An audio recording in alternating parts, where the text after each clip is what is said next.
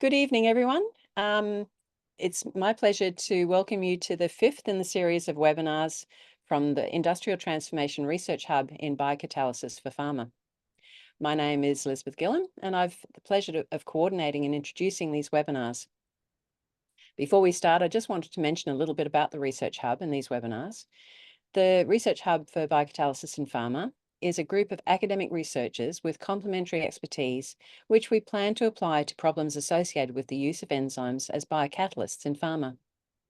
We hope to engage partners from industry to help us leverage governmental and other funding to support our research on projects that are relevant to and designed with pharma. The emphasis in these webinars is on presenting some of the science that's led to the formation of this research hub. And through these webinars, we aim to introduce you to some of the members of the hub and to demonstrate the expertise they bring, as well as to illustrate some of the projects we could pursue in the hub. But these webinars will also serve as a model for what to expect from the regular forums that we'll use to communicate outcomes from the hub, to ensure participants have timely access to information and tools resulting from the research underway in the hub. So on the next slide, you can see the schedule of presentations that are coming up. So this is the fifth in the series, as I mentioned. There may be others added to this list, but at the moment we've got another 2 seminars coming up in October. Without further ado, I will introduce the speakers for today. Our first speaker, it's going to be a sort of two-hander talk today. So our first speaker is Dr. Juliane Wolf, who's a bioprocess engineer originally from Germany, who's been working at the University of Queensland for the last few years within the Centre for Solar Biotechnology at the Institute for Molecular Bioscience. The second speaker is myself. So we're going to be changing in between different aspects of this work to illustrate the collaboration that has led up to this work. So Juliane is going to introduce this, and the topic today is sustainable chemical production systems via biocatalysis in photosynthetic organisms. Thanks, Juliane. Yeah, thanks, Liz, for the nice introduction, and welcome everyone who's listening today. And as Liz said, the topic will be sustainable chemical production systems via biocatalysis in photosynthetic organisms. Therefore, I will give a little bit of an introduction. So looking at the global society at the moment and global challenges, there are a few main challenges, which are population growth, and this has increased the demand on resources, on energy, food, production of chemicals and other products. And they all have in common that they are mainly fossil fuel based. However, there has been a transition to renewable fuel systems and energy systems. And there's also the availability of the sun, solar energy, which should be utilized even more. To put this into perspective, the global energy demand was projected in 2011 as was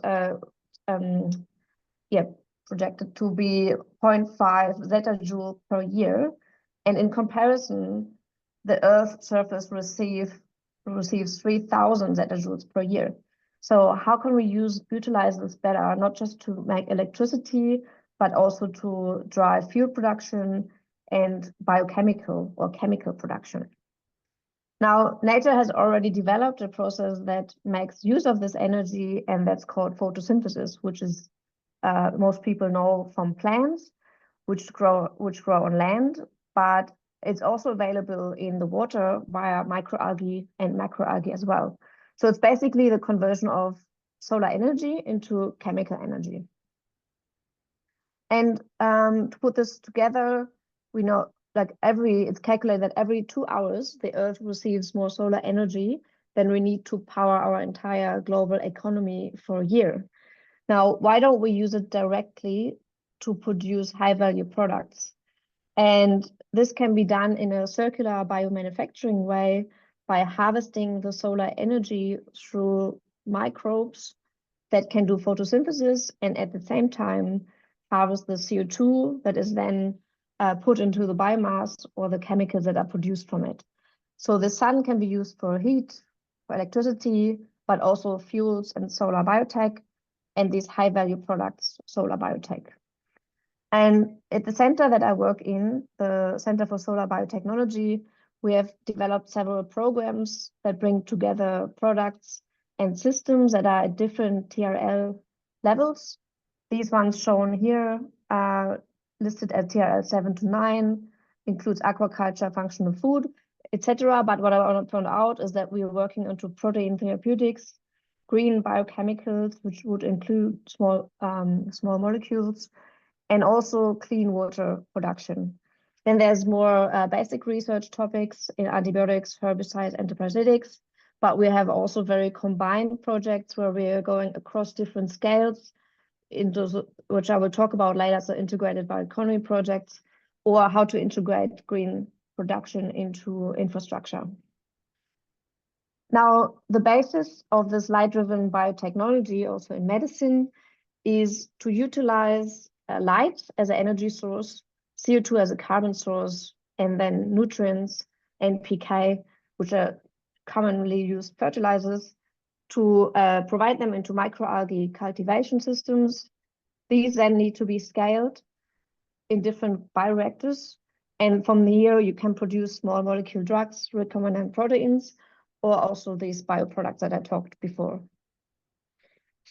Now, besides the production itself, to enhance the sustainability in pharmaceutical pipelines, we need to think about the waste stream remediation. And here, microalgae can also be used to develop more environmentally friendly processes, which can be by using less solvents, but it's also the treatment of toxic byproducts, which can be done on site prior to release it into the waste streams.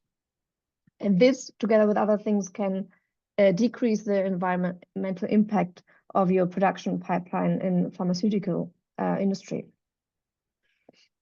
Now, to give you an idea of the diversity of the microalgae, and here's a picture, a microscopic picture of a crude water sample from the environment, which we've also been taking from wastewater streams.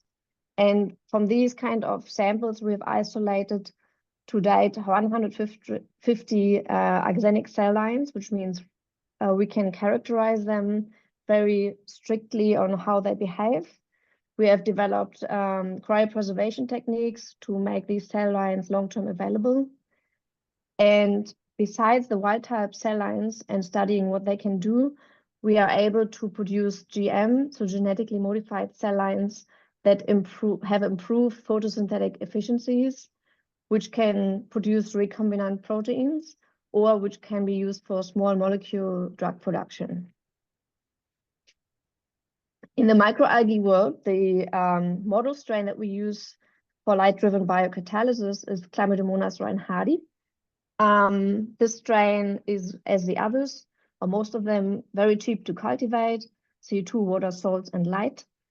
It can utilize the abundant solar energy directly to grow, but also to do chemical processes and activities such as the P450s.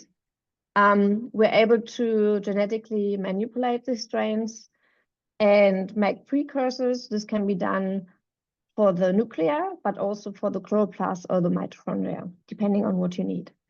The Chlamydomonas, which we call CLAMI, has been classed as generally regarded as safe, so can be used in pharmaceutical context. It's massively scalable. We can produce them either in closed systems, which are called photobioreactors, or in open systems, which are most commonly rice-rye ponds, which you can see on the right here.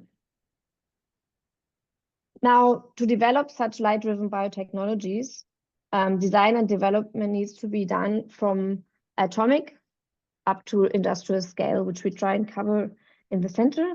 And this is going to talk a little bit about the molecular pathways now. And I'm going to unshare. Thanks, Juliana. And I'll just share my screen. Okay.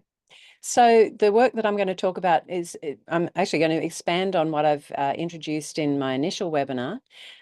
This work really originated with a project we had several years ago in collaboration with Ben Hankemer, who directs the Centre for Solar Biotechnology, but also Birwa Lindberg-Muller from the University of Copenhagen. And it built on an idea from Birwa's lab, where P450s were integrated in the photosynthetic electron transport chain. So you can see here the electron transport chain that you normally associate with photosynthesis, where electrons are basically transferred through a ferredoxin to a ferredoxin reductase, leading to the reduction of NADP to produce NADPH, which is one of the energy currencies of the cell. Here, the electrons have been diverted from, or some of the electrons have been diverted from that ferredoxin to a P450 and used to power monooxygenation reactions. So this was basically the result, or we developed this in a PhD project. The student was Bernard Agustinus, who's now currently working in the Centre for Solar Biotechnology with Juliane.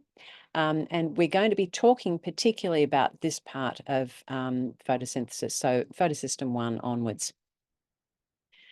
In order to develop this, we worked initially in vitro, and the experiments I'm going to show compare a few different systems. One of them is the sort of control system. This is the normal arrangement of P450 with its redox partner, or the redox partner for animal P450s and plant P450s, cytochrome P450 reductase. So in this case, electrons come from NADPH. The CPR then transfers them to the P450. We can compare as well to a sort of hybrid system where we're still using NADPH as the electron source, but we're using a ferredoxin reductase and ferredoxin to transfer the electrons to a P450. We've also used a simpler system in vitro in bacterial membrane. So I should mention that all of our enzymes are expressed in bacteria, and we're talking about bacterial membranes here. We can support activity, though, in an NADPH and redox partner independent fashion using oxygen surrogates such as cumene hydroperoxide to basically replace both the reducing cofactor and oxygen. So these are our sort of control systems, and what we're wanting to compare them to is a light-driven system. So the simplest light-driven system that you can think about is where we just mix the P450 and bacterial membranes with thylakoid membranes that contain the photosynthetic electron transport chain and a soluble ferredoxin. So we have to support this with a electron donor and some other soluble electron carriers. So this is a very simple system. Another system that's a little bit more engineered is where we're fusing the ferredoxin to the P450 in an attempt to improve the electron transport to the P450, so divert more of the electron flow to the P450. So with that sort of system, or that set of systems as a bit of background, the first thing that we did was to see which P450s could be effectively coupled with the photosynthetic ferredoxin. And we're going to call that ferredoxin in CLAMI PETF. So I'll use PETF and ferredoxin interchangeably. So first of all, we compared the normal system for the P450 versus this hybrid one where we actually using the ferredoxin to transfer electrons.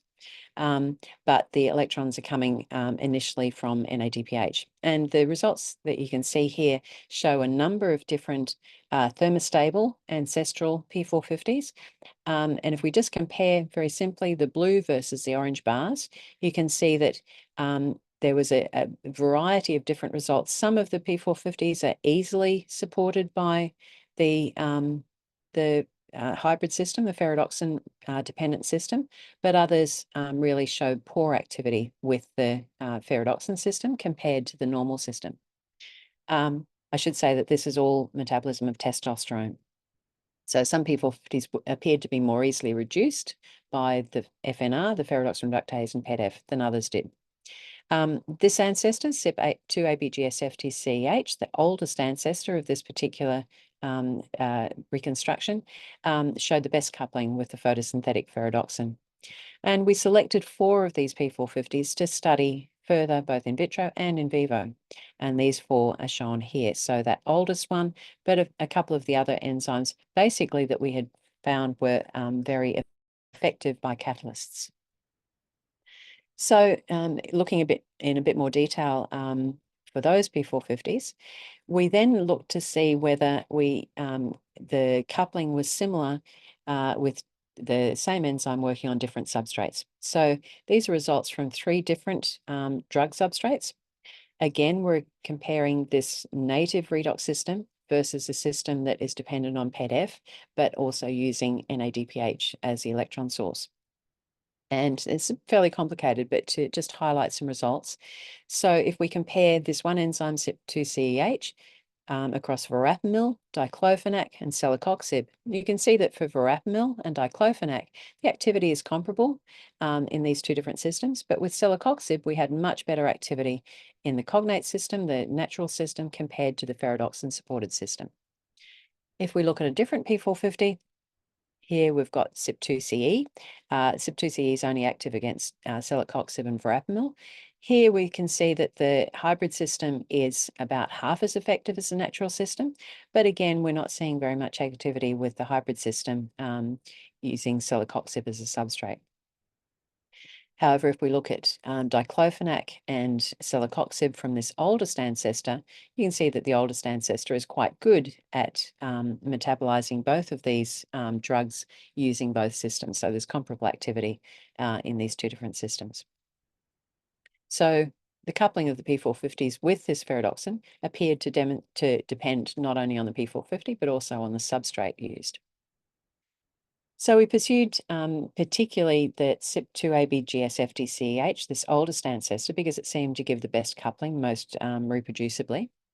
So we looked to see whether we could get activity simply by mixing bacterial enzymes, bacterial membranes containing the expressed P450, no reductase, with thylakoid membranes and exposing the system to light.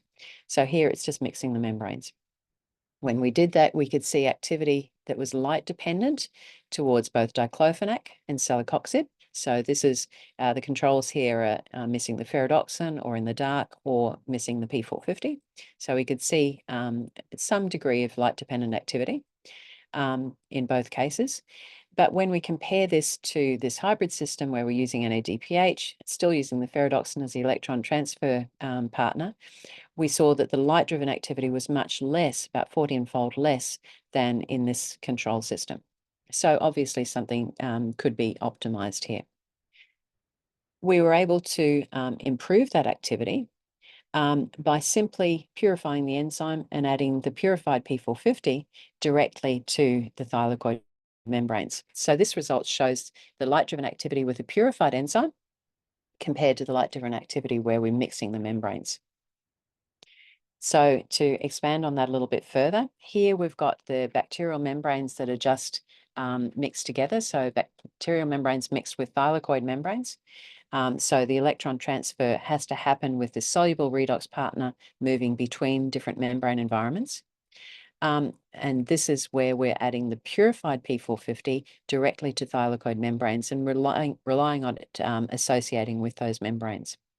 But you can see that there is an improvement from the mixed membrane system to the purified enzyme system. So obviously having the P450 in closer apposition to the thylakoid membranes and photosynthetic electron transport chain has improved activity. And importantly, when we compare it to this hybrid system, where we're using NADPH, we're getting better activity in the light-driven system than with this hybrid system. So activity increased about 11 to 14-fold when the purified enzyme was used versus when we just mixed membranes. And now the light-driven activity exceeded this NADPH system using ferredoxin. So when we had a look at this a little bit further, comparing the initial rates of activity towards diclofenac with this same enzyme, comparing the light-driven system with purified enzyme, this hybrid system, and the cognate system, the natural system, we could see that the light-driven activity was much better even than this natural system. And the initial rates for diclofenac hydroxylation are shown here. When we actually quantified the turnover of diclofenac, we could see that within about 3 hours, we're getting about 75% turnover. and we basically are seeing this system go to equilibrium, but not really dying off at all. We tried then the fusion of the PEDF ferredoxin to the P450, but didn't actually see that this improved activity very much. So here we're, just to sort of explore this idea, we're fusing the ferredoxin to the P450 using a short linker. We tried a few different linkers, again derived from the work that was done in Birol Lindberg-Muller's lab. So comparing the 4 of these that differed a little bit in the length, but basically are just very flexible. You can see here in this AlphaFold model that the linker allows the ferredoxin to bind on the right surface of the P450, and it would also allow it to interact with photosystem 1. But where we compared these different linkers, we didn't see very much of a difference between the linkers. And when we compare the fusion system to the P450 with the soluble ferredoxin, so this is with the ferredoxin and without, obviously we need to add the ferredoxin when we've got the isolated P450. When we have the fusion, we don't need to add any exogenous ferredoxin, but the activity is a little bit less than when we had the 2 proteins interacting independently. We've gone on to explore this in vivo. So this was a work of another PhD student, Sabar Budiman, who basically engineered some Chlamydomonas cell lines and drove them to homoplasmy, in other words, making sure that all of the chloroplasts that were transformed with the P450, all of the chloroplast genomes had the P450 integrated. So characterizing these cell lines, this is just a number of different cell lines that show, compared to the wild type, excuse me, clear evidence of the P450 being expressed on this Western blot. Here's a control. There's a slight difference in molecular weight between the positive control, which is a bacterial form of the P450, bacterially expressed P450, versus the form that's expressed in the clammy, which is more the sort of eukaryotic form with slightly different N-terminus. So you can see that clearly there's expression. And when we test for light-driven activity here, we can see that there's clear evidence for P450 and light-dependent activity here. I'll also point out that there is some degree of turnover in the absence of the P450. So the wild type actually does turn over diclofenac to some degree. And this speaks to the endogenous activity of some algae to break down xenobiotics, which is important when we're thinking about completely mineralizing xenobiotics. So even though we have some activity, we can improve it by engineering a P450 in there. And I should say this is not an optimized system. This is basically some very quick results doing a very simple experiment. This is not just restricted to a single P450. We've gone on and shown that this is the case with this enzyme, Sept2CEH. This is testosterone metabolism. Again, we see a degree of endogenous activity.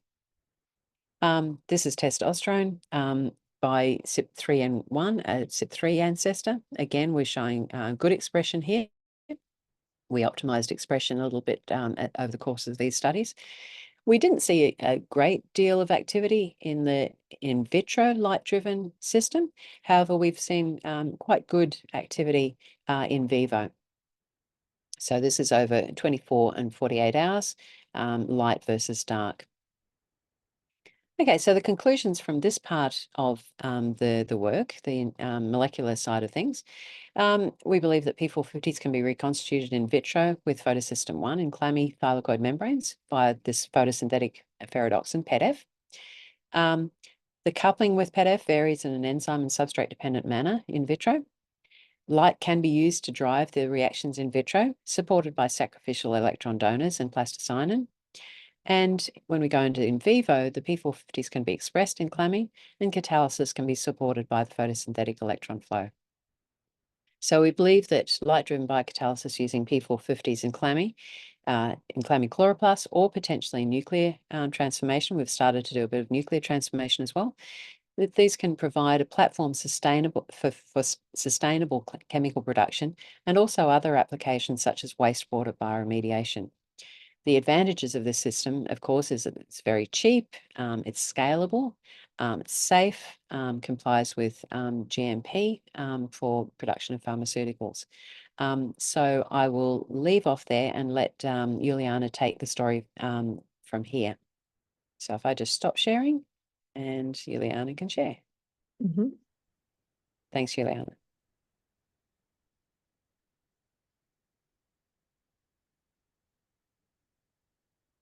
Okay, thank you. Can you see that? Yes. Okay. So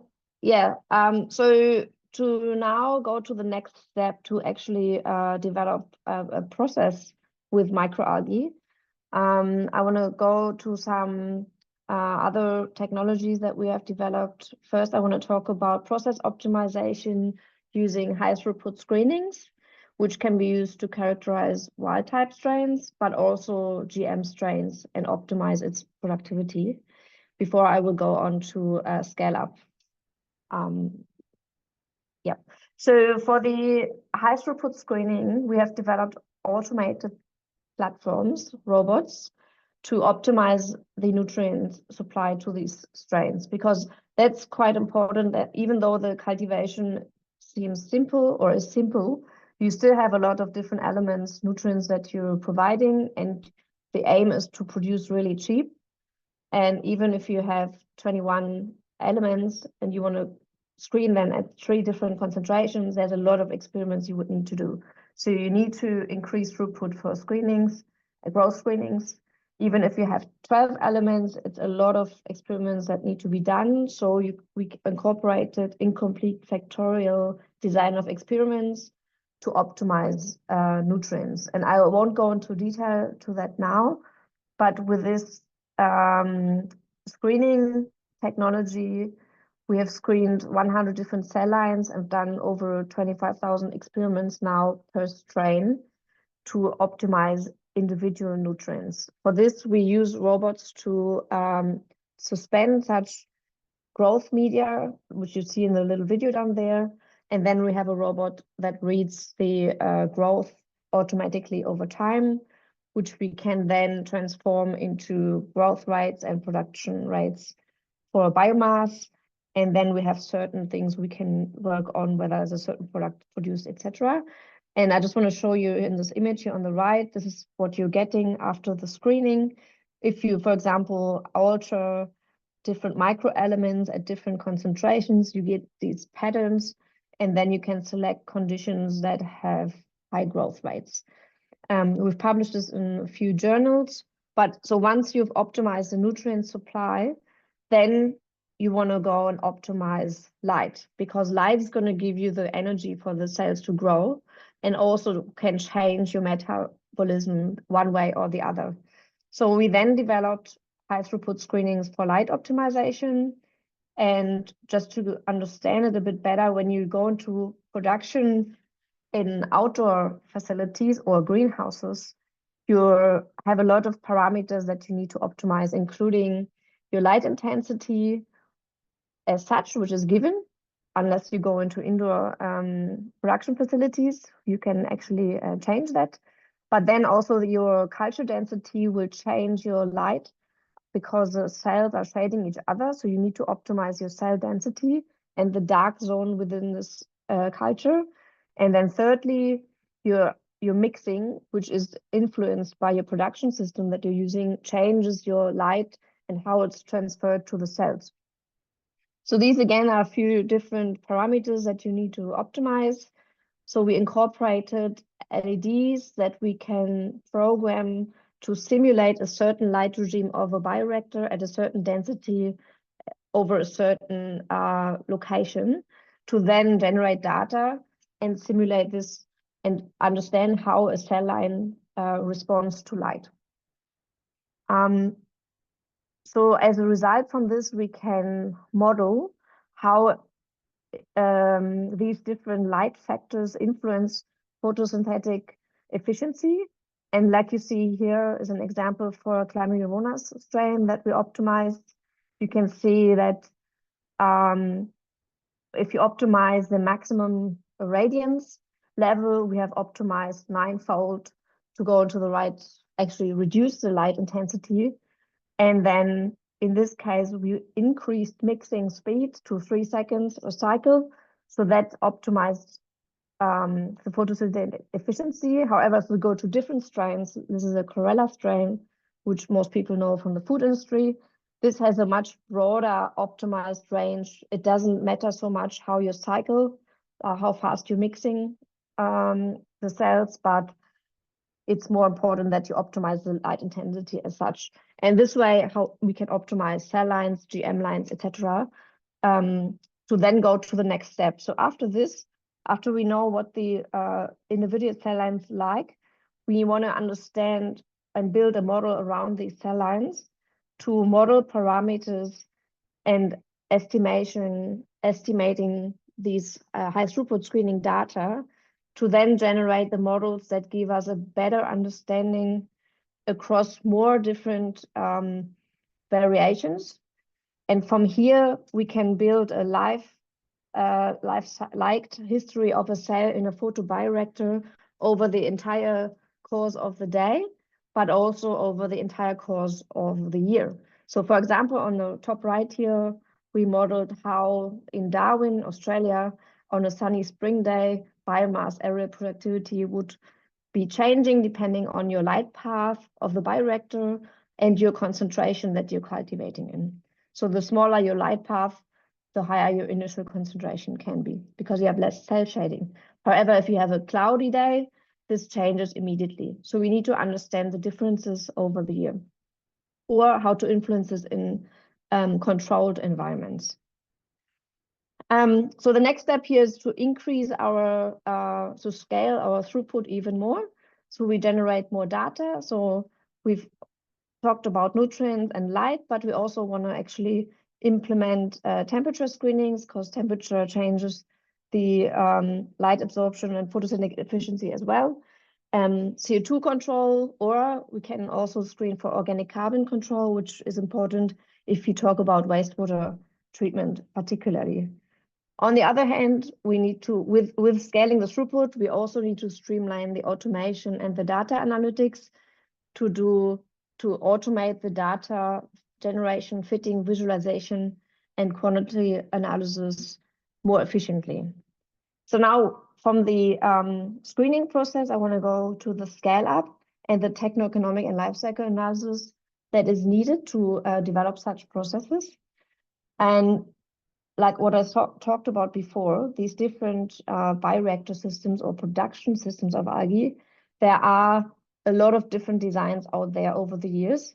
And there has been a lot of investment into such systems, which all yield, produce different yields of the systems. But the question is, which one is the best and how do we know? And which is the best, or is there any better system that could be imagined? And for this, we've developed the algae process simulator, which combined this techno-economic and life cycle analysis as a platform in one platform. And it's designed to analyze the multidimensional complexity to find the best solution. And I want to go into detail this for a minute. Before that, I want to show you that we have actually built a pilot scale facility to do performance testing on design and geometry of different photobioreactors. So you see here an open pond, which is the cheapest system you can imagine versus a flat panel reactor outdoors. And there's other designs called tubular systems, and all these different designs and geometries differ in the surface area to volume ratio. So then we analyzed how the performance of these different strains and bioreactor designs is. So for example, we can do also benchmarking of commercially existing bioreactors. This one here, the tubular systems, they're designed to bring algae into the light. So you use physical structures to get more light into the systems. Whereas there's other systems where you're using light guides to actually guide the light into the reactor. So there are two different approaches to bring more light to the cell. And the question is, which one of the system makes more economic sense? Or is it actually different at different locations or different for different products? So then we have at our pilot facility, we have also a indoor PC2 facility in which we do pilot scale performance testing of the strains themselves to see how they behave when we scale them. And here we can also change the light quality, so the wavelengths, to induce or not certain products, or different strains actually prefer different wavelengths.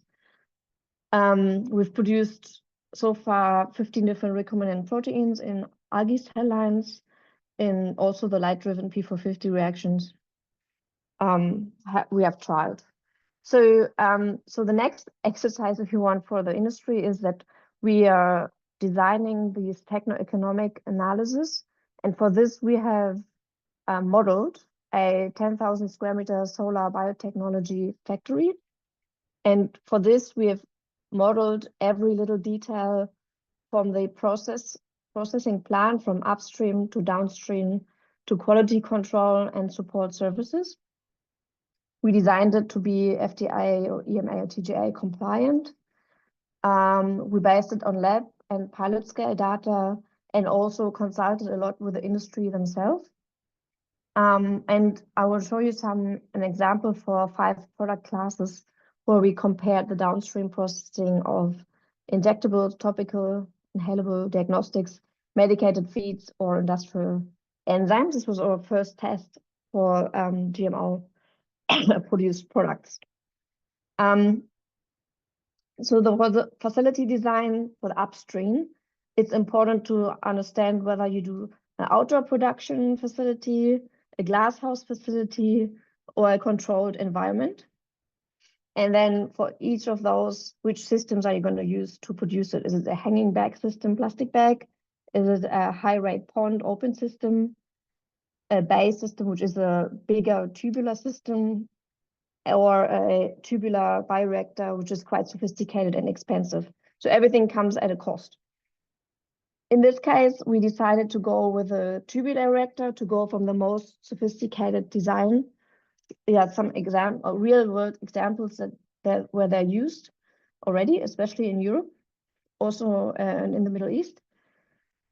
And we decided for a certain base case scenario where we inoculate at a 0.1 grams per liter. We had a specific growth rate of 4% per hour and a final density of 1 grams per liter. So, and in addition to this, we actually engaged with some architects that actually build us architectural models to incorporate all of the assumptions that we have done in the model. Then for the downstream processing, like I said before, so we have modeled all different downstream processing steps, from cell harvesting to lysis, buffer lysis, filtration, etc. And then we looked at different product types. So injectables needs to go all the way. Topical nasal applications don't need the sterile filtration steps in the end, etc. So we checked the GMP guidelines for that. Then there's diagnostic and industrial enzymes have the least number of sophisticated downstream processes, if you want. And medicated feed then is for animal feeds. And then what's the next step is we're looking at the base case scenarios and look at the capital expenditure and also the operational expenditure. And what you usually see is that if you increase your facility area, your total capex will go up in a linear way, like what you see here.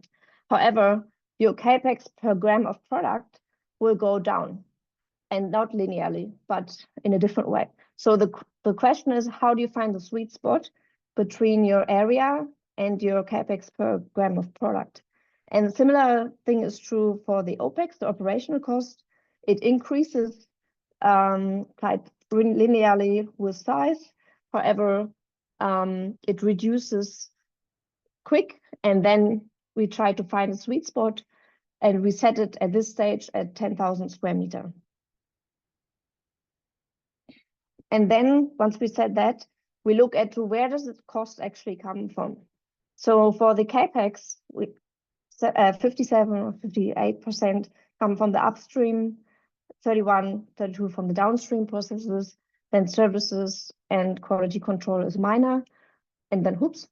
And then you do the same for the yearly OPEX, and then you can split that up again. So it's a whole analysis of all details. From here, we can then do a sensitivity analysis where we're looking at certain parameters that we're setting up and down to understand which is the compound that has the biggest influence on the IRR, the internal rate of investment. And what you see is that from our analysis, the top 5 factors that have an impact is protein yield, specific growth rate, protein price, of course, facility area, and in this case, cracking efficiency for the ones that we trial. And so that's 90% of the uncertainty comes for that. So that's where you need to start the optimization process. And we optimized that a little bit, and you could see that from the base case to the optimized one, we could increase our internal rate of investment across product prices quite significantly. So that just gave you an example of what can be done for certain products that can be produced in microalgae if you model the entire production supply chain.